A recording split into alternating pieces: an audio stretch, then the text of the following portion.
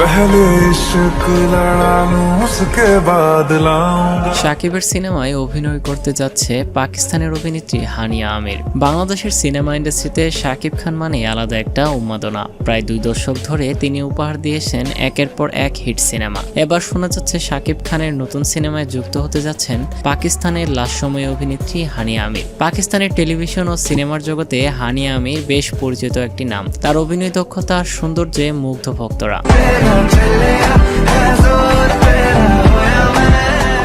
এবার প্রথমবারের মতো বাংলাদেশের বড় পর্দায় হাজির হতে যাচ্ছেন তিনি। শোনা যাচ্ছে এই সিনেমার শুটিং হবে বাংলাদেশ ও বিদেশের নানান মনোরম লোকেশনে। এখনো সিনেমার নাম চূড়ান্তভাবে প্রকাশ না হলেও গুঞ্জন আছে এটি হতে পারে একটি রোমান্টিক থ্রিলার। পরিচালনার দায়িত্বে রয়েছেন দেশের খ্যাতিনামা একজন পরিচালক। এদিকে হানিয়া আমিরও সম্প্রতি এক সাক্ষাৎকারে জানিয়েছেন, শাকিব খানের সাথে কাজের সুযোগ পেয়ে তিনি দারুণভাবে উচ্ছ্বসিত। তার কথায়, শাকিব খান দক্ষিণ এশিয়ার একজন বড় স্টার, তার সাথে স্ক্রিন শেয়ার করতে পারবো এটা জেনেই গর্বিত।